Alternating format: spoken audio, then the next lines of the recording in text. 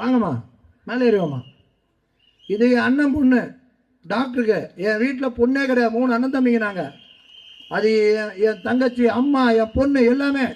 இது என்னவா போச்சு பாவம்? இது என்னவா பண்ணுச்சு? நான் வயிற்றுல பேசுறேன், கட்சிக்கு அப்பாற்பட்டு பேசுறேன். என்னவா அது குழந்தை வீட்டில் உட்காந்து 2 குழந்தைய பெற்றுட்டு இருக்க பொண்ணு ஒரு சித்தப்பான முறையில் வந்து கேனஸ் பண்ணி கொடுத்தப்பா. இது ஒரு அராஜகம் இல்லையா?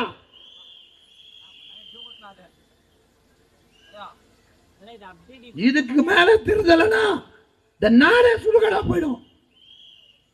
வயிறு எரிச்சு பேசுறேன், நாசமா போயிடுவான். நான் கடவுள் மேல சத்தியமா சொல்றேன்.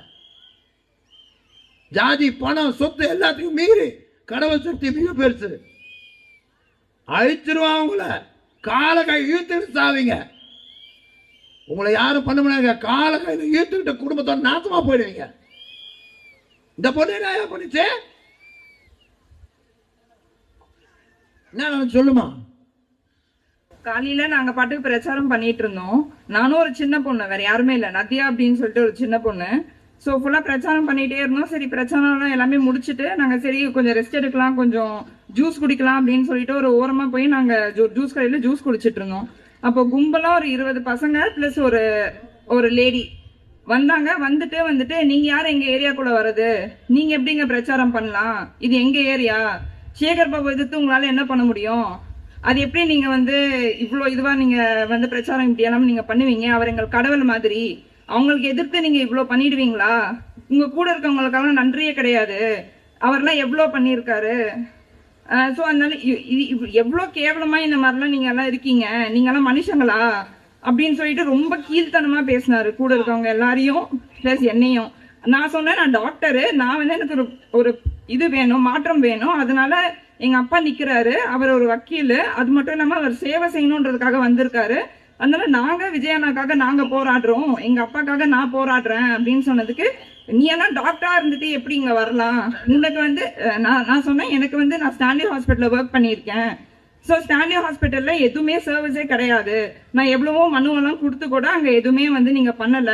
ஸோ அதை நீங்க மேம்படுத்தணும் அப்படின்னு சொல்லிட்டு நான் வந்து எனக்கு ஆட்சி வந்து மாறி வந்தாதான் எனக்கு என்னோட மெடிக்கல் ஃபீல்டில் வந்து எல்லாமே பெட்டர் ஆகும் அப்படின்னு சொல்லிட்டு நான் வந்து பேசுனதுக்கு, உங்களுக்கு டாக்டருக்கும் பொலிட்டிக்கலுக்கும் என்ன சம்மந்தம்? உங்களுக்கு என்ன அறிவு இருக்கு, என்ன நாலேஜ் இருக்கு இதை பத்தி? நீங்க எப்படி வந்து பிரச்சாரத்துல இறங்குவீங்க? அதுவும் எங்க ஏரியாவுக்கு வந்து நீங்க இதெல்லாம் உங்க ஏரியாவோட நீங்க வச்சுக்கோங்க. பட்டா போட்டு கொடுத்துட்டாங்களாடா கதிர் உனக்கு? ஸ்டான்லி ஹாஸ்பிட்டல் இருந்து இங்கே வந்து பேசுறேன்னு கேட்குறியா? உன் வீடே ரோட்ல இருக்கிற நாயார் பண்ணி உனக்கு பட்டாவே இல்லாத இடத்துல இருந்துக்கிட்டு இந்த தொகுதியை வந்து நீ கேட்குற. அதனால ரொம்ப கீழ்த்தனமா, அதுவும் அவருக்கு தெரியும் வேற யாருமே எங்க கூட இல்ல, நானும் ஒரு சின்ன பொண்ணு மட்டும்தான் இருக்கோம் அப்படின்னு சொல்லிட்டு. சோ ரவுண்டு கட்டிட்டு சரி விடுங்க, நீங்க உங்க வேலையை பாருங்க, நாங்க எங்க வேலையை பாக்குறோம் அப்படின்னா கூட அவங்க விடவே இல்லை. இல்ல நம்ம பேசணும், நீங்க சொல்லுங்க என்ன உங்களுக்கு சேகர் பாபு பத்தி உங்களுக்கு என்ன தெரியும், என்ன தெரிஞ்சு நீங்க இப்படி எல்லாம் பண்றீங்க, உங்களுக்கு எவ்வளவு தைரியம் இருந்தா எங்க தெருவுல வந்து நீங்க இப்படி பேசுவீங்க? எப்படி நீங்க நாங்க யாருக்கெல்லாம் விசில் கொடுத்தோமோ அவங்களுக்கு எல்லாமே விசில் தூக்கி புடுங்கி வீசி எரிஞ்சாங்க. ஏன் அப்படி பண்ணீங்கன்னு கேட்டதுக்கு, அதுக்கு இந்த மாதிரி நாங்க அப்படிதான் பண்ணுவோம், ஏன்னா இது எங்க ஏரியா. நான் இருக்கணா செல்லம் விடுறேன் மாவனம். டேய் சொல்றேன் பார்த்துக்கோ, ஜாகிரதை. நீ இன்னும் அசால்ட்டா டீசெண்டா இருக்கேன், முடியலாம இருக்கேன், சொட்டையா இருக்கிறேன், ஏதோ பேசணும்னு நினைச்சிடாத.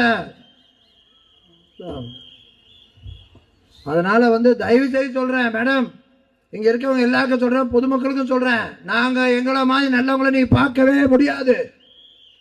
எங்களை மாதிரி நல்லவனை நீங்க உலகத்துல பார்க்க முடியாது, அப்படிப்பட்ட நல்லவன். ஆனா அயோக்கியனுக்கு பயங்கர அயோக்கியன் நான். நீ ஒரு விஷயம் பண்ணா நான் 2 விஷயம் பண்ணுவேன், பார்த்துக்கோங்க. குழந்தைங்களை அடுத்த வாட்டிங்கன்னா திமுக பிரமுகர்கள் இந்த 3 நாளில் இந்த மிரட்டல் வேலை இதெல்லாம் வேணாம், வெளியில இருந்தால் ஆளை இறக்கியிருக்காங்களாம் கலவரம் பண்ணுறதுக்கு. என்னடா பண்ண முடியும் உங்களால? என்ன பண்ண முடியும்? அத்தோட தப்பிச்சிருவீங்களா நீங்க?